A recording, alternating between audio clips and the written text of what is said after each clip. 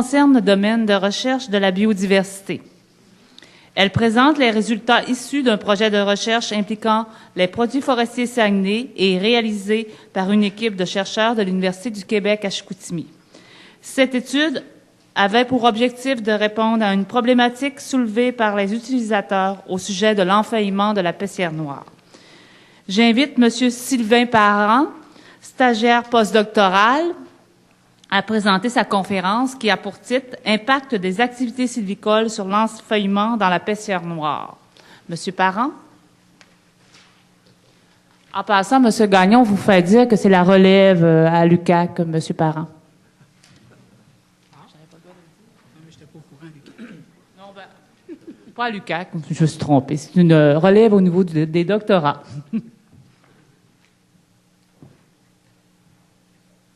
Merci beaucoup. Ça me fait plaisir de venir vous résumer les travaux de recherche concernant l'enfeuillement des parterres de coupe au Saguenay-Lac-Saint-Jean. Si je peux terminer celle-ci, je vais commencer. Voilà. Bien. En espérant que ça fonctionne. Donc, une petite définition. Pour moi, c'est assez simple. L'enfeuillement, c'est l'augmentation de la proportion initiale de feuillus de lumière, en particulier le peuplier et le bouleau, après la coupe.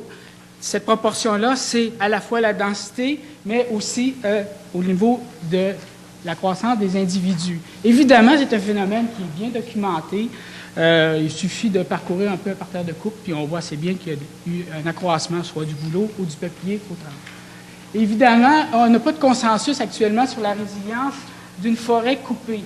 Actuellement, les connaissances sur la dynamique naturelle nous proposent que deux modèles de succession forestière. Le premier modèle, qui est plutôt directionnel, et suggère des mécanismes de retour, c'est-à-dire qu'en bas, à votre droite, vous avez la forêt enfeuillée par la coupe, et le modèle nous suggère qu'à l'intérieur même du peuplement enfeuillé, il y a des éléments qui vont permettre un retour à la proportion initiale au niveau des feuillus ou comme les résineux.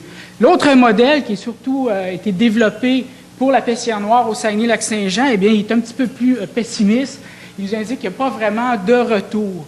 Évidemment, ce sont des modèles qui ont été développés sur la base de perturbations naturelles. Donc, au niveau des coupes, on n'a pas vraiment de consensus sur le modèle en fin de compte, qu'est-ce que le devenir de la forêt après coupe. Donc, en fin de compte, moi, mon objectif principal, c'était étudier les mécanismes de retour après la coupe, c'est-à-dire, est-ce que la forêt qui était initialement résineuse a-t-elle la capacité ou a-t-elle conservé la capacité de s'enrésiner? Donc, il n'y a pas beaucoup de mécanismes cibles qui permettent l'enrésinement. Il y en a un qu'on considère plutôt lent, qui est le recrutement des résineux au travers la litière formée par les feuillus. Un autre mécanisme, ou un certain mécanisme qu'on dit de facilitation, excusez, je suis un peu fatigué, c'est déterminé par des facteurs très spécifiques, et vous allez voir, évidemment, ça nous prend des sources de graines viables, évidemment. L'autre, l'exposition du sol minéral qui survient surtout au début de la perturbation, c'est un facteur qui facilite le recrutement.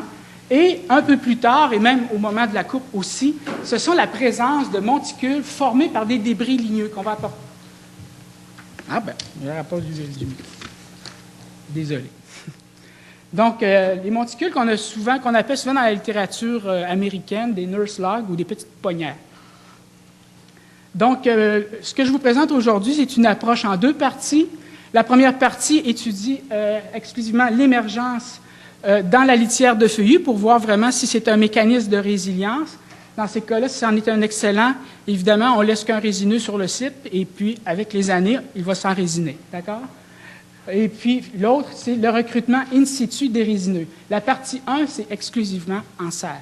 Donc, évidemment, pour prendre l'épinette noire, on n'a pas choisi l'épinette noire comme indicateur d'enrésinement, mais plutôt sa compagne, l'espèce compagne, le sapin baumier. Pourquoi? Parce qu'en général, la régénération de sapin est beaucoup plus abondante que l'épinette, même si, en termes de proportion, les arbres adultes en épinette noire sont plus élevés que le sapin.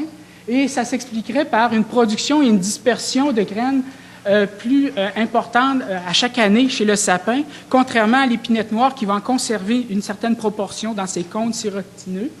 Et finalement, aussi, ça c'est un avantage pour le sapin, la graine est beaucoup plus volumineuse que l'épinette, donc ça donne à la germination un semis beaucoup plus gros, plus robuste, donc capable de s'enraciner plus profondément dans l'humus. Ça lui donne des chances également de résister un peu mieux aux effets biomécaniques, donc par le poids des feuilles ou de la neige. Okay? Donc, évidemment, une petite hypothèse, c'est que le recrutement du sapin est problématique. Dans ces cas-là, celui de l'épinette le sera davantage. Donc, au niveau de la partie en serre, c'était important de tester vraiment ce qui se passe au moment de la germination et l'émergence des semis. On a fait 3 expériences en serre. La première visait à étudier l'émergence du sapin sous un gradient croissant d'épaisseur de feuilles, ainsi que l'effet de la densité de graines, ou la quantité de graines ensemencées. Donc, notre dispositif expérimental était simplement une espèce, 4 classes d'épaisseur de feuilles et 3 densités de graines. Les premiers résultats montrent qu'il n'y a pas d'effet de la densité de graines d'ensemencement, que vous mettez 600 graines par mètre carré ou 1200, ça ne change pas sur leur taux d'émergence. Ça veut dire, d'une certaine façon, que plus il y a de graines qui tombent sur les feuilles, plus on a de chances d'avoir des semis. Lorsqu'on regarde l'effet vraiment de la litière, donc vous avez en X, à la base, nos traitements, les petites graines, c'est les petits en vert, et on a notre gradient croissant d'épaisseur de feuilles. Nos résultats montrent clairement une réduction du taux d'émergence en fonction du gradient de feuilles. Donc, plus il y a de feuilles, moins il y a de semis qui émergent. Et ça suggère une certaine épaisseur limite au-delà de laquelle il n'y a plus d'émergence parce que le semis est trop petit, ne peut pas passer au travers de cette épaisseur-là. Donc, quand on regarde la deuxième expérience que l'on a fait, c'est pour vérifier simplement l'émergence sur les feuilles. Et ce que l'on constate, c'est que lorsqu'on ensemence sur les feuilles, il y a une réduction de l'émergence, puis et par la suite, avec même l'augmentation de l'épaisseur sous la graine, l'émergence reste à peu près, le taux d'émergence à peu près identique. Ça nous indique tout simplement que l'émergence dépend des conditions maintenues en serre. Donc, si on fait sécher tout ça, tout le monde va mourir. Le semis, en fin de compte, émerge que sur les feuilles. La troisième expérience était l'effet d'une couche de feuilles mortes déposée sur ou sous les feuilles, ainsi que l'effet de ces feuilles-là sur l'irrigation, l'irrigation sur l'émergence et la mortalité des semis. Là, ici, on a comparé 4 espèces, le sapin, l'épinette noire, le bouleau à papier et le bouleau jaune. Voici les résultats. Au départ d'une partie de l'expérience, on irrigue durant 47 jours à partir de l'ensemencement. Ce que l'on observe ici, vous avez 4 graphes similaires. C'est des patrons d'émergence. En Y, c'est le taux d'émergence effective. Il faut ramener ça pour les comparer d'une espèce à l'autre. Et vous avez en X le nombre de jours. Ce que l'on constate tout de suite, c'est que le taux d'émergence était significativement supérieur là, en absence de feuilles, ce qui nous paraissait tout à fait correct. Et le traitement d'une seule couche de feuilles qui recouvre la graine ou moins, bien, on constate qu'il y a eu une réduction du taux d'émergence. Évidemment, lorsqu'on compare nos 2 espèces, on constate que l'épinette noire a émergé beaucoup plus rapidement et a atteint un taux d'émergence effective supérieur au sapin. Cependant, si on compare l'effet des feuilles, on remarque que l'épinette noire a réduit d'environ 40 %. L'effet des feuilles a eu un effet de baisser le taux d'émergence de 40 % comparativement au sapin. Donc, le sapin, compte tenu de sa taille, bien, se fait en sorte qu'il a été moins affecté par la présence de feuilles. Maintenant, au niveau de la mortalité, on a ici les taux de mortalité, nos espèces, et on a finalement tout simplement arrêté d'irriguer durant 21 jours. Ce que l'on constate, première chose, c'est que le taux de mortalité était significativement supérieur en absence de feuilles. Donc, en présence de feuilles, le taux a été inférieur. C'est-à-dire que les feuilles ont eu un rôle de protéger, dans le fond, de conserver l'humidité du sol. Si on regarde maintenant au niveau de la réponse de l'espèce, on constate que l'épinette noire atteint 100 % de mortalité beaucoup plus rapidement que le sapin baumier. On le voit ici, ça veut dire qu'à peu près 17 jours, tous les épinettes dans les terreaux étaient mortes, alors que le sapin, il en restait quand même que 20 %. Et quand on prend les feuilles, on constate qu'au niveau des feuilles, en présence de feuilles, la mortalité a atteint 60 % alors que chez le sapin, a atteint 40 % seulement. Donc, ce qu'on peut résumer de ça, c'est effectivement, ça nous donne ça venait valider un peu pourquoi on pouvait prendre le sapin. Évidemment, la litière limite l'émergence et le développement du semis. Ça, on n'avait rien inventé, mais il fallait le tester. Elle limite la mortalité par temps sec. Donc, avoir des feuillus dans un parterre de coupe, ça ne veut pas nécessairement dire que c'est négatif. Et finalement, le sapin, toute chose, démontre vraiment sa supériorité à s'installer et à survivre en relation avec les feuilles. Donc, on confirmait un peu que le succès d'émergence d'une espèce est souvent en fonction de la dimension ou le volume de sa graine. Le sapin a une graine à peu près 6 fois plus volumineuse que l'épinette. Maintenant, le recrutement in situ, c'est pour voir les mécanismes de facilitation du recrutement. Donc, la façon qu'on s'est pris, c'est que dans des aires de coupe perturbées, on a notre ligne de semencier, on a des quadras ici d'1 mètre par 1 mètre, et on s'éloigne de la lisière vers le centre. Dans chacun des quadras, il y avait une description du lit de germination, de la topographie. On récoltait tous les semis par classe topo et lit, on les combinait. Ensuite, on fait une estimation de la position du substrat d'enracinement. Elles sont situées où les racines? Parce qu'évidemment, l'humus va prendre de l'épaisseur avec les années. Donc, le site d'établissement n'est pas le site actuel, mais il y a quelques années. Et finalement, on a estimé l'âge des semis. Au niveau de la dispersion, si on regarde maintenant la capacité de dispersion, eh bien, on constate à peu près ce que la plupart des autres ont observé, c'est qu'il y a une réduction de la densité de semis en fonction de la distance. En général, 80 à 90 % de la régénération se trouvait à moins de 20 mètres des sources de graines viables. Évidemment, c'est très concordant avec ce qu'on a dans la littérature. Lorsqu'on regarde le patron temporel de recrutement, ça ici, c'est une structure d'âge. C'est pour un feu qui a eu lieu en 1968. Vous avez le nombre de semis récoltés, les barres noires, et ensuite, vous avez ici les années d'origine estimées chez les semis. Ce que l'on constate en premier, c'est que le recrutement, ça nous donne une idée, ça nous suggère que le recrutement varie beaucoup d'une année à l'autre. On a ici, parfois, il y a des mauvaises années semencières, comme durant les épidémies de tordeuses, des bourgeons d'épinette, l'insecte broute de préférence, les fleurs, évidemment, pas de fleurs, pas de fruits, réduction de la production de graines, réduction de semis. Et on constate également à cet endroit ici, en 95, de grandes fluctuations, et ça, on a réussi à corréler ça avec les années de production semencière. Donc, en 94, on a eu une excellente année semencière, et ça se reflète en 95 par un important recrutement, dans ce cas-ci, chez le sapin. Ce qui est intéressant, c'est qu'on observe ce type de patron-là dans la plupart des endroits étudiés. Ici, c'est des sites coupés en 64, ça ressemblait dans le temps à une CPRS d'aujourd'hui, versus des sites non coupés.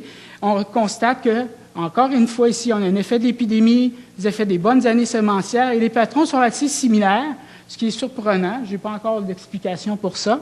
Mais la différence entre un site coupé et non coupé, évidemment, c'est le nombre de semis pour la même surface d'échantillonnage. Donc, l'enracinement est effectivement un processus graduel et la similitude des patrons de recrutement, c'est surprenant. Bien entendu, le nombre de semis varie d'une année à l'autre. Donc, après une perturbation ou une coupe, lorsqu'on examine le système racinaire, ça nous permet de savoir sur quel substrat le semis s'est établi ou a germé et a commencé à croître. On constate en général sur la majorité de nos travaux que 49 % des semis se seraient établis en association avec les débris ligneux, avec des débris ligneux qu'on pouvait observer. 27 % avec le sol minéral. Donc, le système racinaire est surtout enraciné à la surface du sol minéral ou une partie dans le sol minéral, mais c'est jamais très profond. Et la matière organique, bien ça, c'est notre classe où on était incapable de l'identifier avec certitude. Donc, en fin de compte, ce que ça nous dit, c'est que la régénération n'est pas distribuée aléatoirement sur le parterre forestier, chez le sapin. Il y a des fortes affinités entre les semis et souvent ce qu'on observe avec les monticules de débris ligneux, ce que je vous ai montré tout à l'heure, et c'est très concordant avec une majorité d'études qui ont étudié spécifiquement les relations entre les semis et les substrats d'établissement. Donc, évidemment, après une perturbation avec les années, la surface et la durée utile d'un bon lit de germination ou un bon substrat d'enracinement, évidemment, c'est limité. Donc, je résume un peu ça assez simple pour bien comprendre un peu ce qui peut se passer dans une forêt un peu enfeuillée. Donc, on a ici notre épinette qui est notre source de graines et on a ici la courbe vert qui nous montre la réduction ou la dispersion des semis. Donc, au moment de la perturbation, ici, le parterre de coupe à votre droite, les petits monticules blancs, c'est du sol minéral exposé. Donc, si on est en présence à ce moment-là de sources actives de graines viables, évidemment, vous allez voir, je vais juste vous montrer, bien, il va y avoir colonisation ou établissement des petits semis. Dans le fond, ce que ça veut tout simplement dire, c'est que le recrutement, ce que l'on constate, c'est que pour qu'il y ait du recrutement, il faut qu'il y ait une proximité entre ce qu'on peut appeler des sources viables de graines, donc des émetteurs, qui vont émettre les graines, et des microcytes qui sont réceptifs. Et évidemment, si c'est trop éloigné, dans notre cas, si on parle de 20, peut-être 30 mètres, bien, il n'y a pas de recrutement. C'est-à-dire que la coupe forestière ou la perturbation peut mettre en disponibilité de bons microcytes. Évidemment, les résineux ne peuvent l'atteindre par la pluie de graines. Et comme on connaît la capacité supérieure des bouleaux et des peupliers, évidemment, ça devient des sites qui sont beaucoup plus disponibles aux bouleaux et aux peupliers faux-trempes. Donc, évidemment, là, ici, je fais introduire un débris ligneux qui, en général, vient de la mortalité de la strate arborescente. Donc, évidemment, lorsqu'un débris ligneux tombe au sol, il n'est pas réceptif. Il y a un certain délai qu'on ne connaît pas, et à un moment donné, il devient réceptif, et là, il est colonisé par la régénération, et à un moment donné, quand tout l'espace est prise, il n'y a plus vraiment de recrue. Pour qu'il y ait un recrutement subséquent, évidemment, ça nous prend un autre débris ligneux qui devient réceptif, et compte tenu, évidemment, que l'âge des résineux, les résineux sont en mesure de tolérer plusieurs décennies en sous-couvert, eh bien, l'absence de mortalité chez les semis bien installés, plus les nouveaux qui s'installent, on vient d'accroître le recrutement en résineux. Évidemment, lorsque l'on coupe et que la distance est trop élevée, la coupe, ce qu'elle fait, elle vient retirer des tiges qui ont le potentiel un jour de devenir de bons débris ligneux, donc de bonnes pouponnières. Donc, c'est comme si on éliminait ça ici. Et évidemment, on se retrouve avec un établissement presque dans une petite fenêtre d'établissement après la perturbation, qui est un peu similaire à ce qu'on observe dans la pessière après feu. Donc, évidemment, le recrutement augmente plus rapidement lorsqu'il y a un apport constant de débris ligneux. Et ça, c'est intéressant, ça nous a soulevé des questions à savoir quel est vraiment le rôle de la mortalité lors des épidémies tordeuses des bourgeons d'épinette. Est-ce que c'est simplement pour le remplacement des jeunes par les adultes ou les adultes ont un rôle à jouer?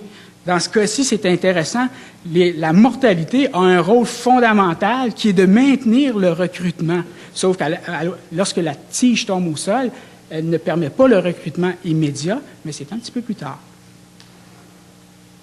Évidemment, c'est rare qu'il y ait eu des assiettes de coupe qui ont respecté la proximité entre la capacité de dispersion des graines et les bons microcytes. Donc, ça a laissé de grands espaces libres à toutes les autres espèces, tout comme le bouleau, le peuplier et toute la cohorte qui était déjà présente. Donc, qu'est-ce qu'on peut conclure un peu de ces travaux-là, de l'enfeuillement par l'activité de coupe? Eh bien, évidemment, nos travaux n'ont pas réussi à démontrer que le recrutement au travers de la litière, c'est impossible. C'est possible qu'il y en ait un, mais il nous paraît pour l'instant comme étant un facteur plutôt mineur. Évidemment, nos résultats confirment que la présence de feuillus ou l'enfeuillement va limiter non seulement le recrutement subséquent des résineux, mais également va affecter la croissance de la régénération préétablie, puisque souvent les feuillus ont un taux de croissance en hauteur supérieure, ou va affecter la régénération qui s'établit sous les feuillus. Évidemment, ce que la coupe forestière fait, l'enfeuillement, va affecter un peu les mécanismes de facilitation parce que lorsqu'on a tout enlevé les tiges dans un système comme ça, eh bien, la possibilité de ravoir des débris ligneux est plutôt faible. Donc, quand on regarde maintenant les modèles qui nous sont disponibles, bien, on constate que lorsqu'il y a une coupe, bien, la coupe, ce qu'elle fait, elle va évidemment éliminer un certain potentiel au niveau des débris ligneux et évidemment, je ne veux pas dire qu'elle va inhiber la possibilité de retour du système, mais ça va être fortement ralenti. Ça suggère, ça ne veut pas dire que c'est l'est, mais ça suggère pas mal. Donc, on se rabat sur un modèle qui nous suggère qu'il n'y aura pas de retour. Il y en existe un, c'est des modèles théoriques, et c'est toujours possible, mais ça sera beaucoup plus lent. Donc, évidemment, ces études-là ont été faites sur une espèce qui s'établit bien en forêt, alors que lorsqu'on la compare avec l'épinette noire, qui, elle, éprouve beaucoup de difficultés à s'établir, évidemment, c'est beaucoup plus problématique lorsque les feuillus s'introduisent dans la forêt. Je vous remercie. Je remercie également aussi une équipe formidable qui m'a permis de réaliser ce projet-là. Merci beaucoup.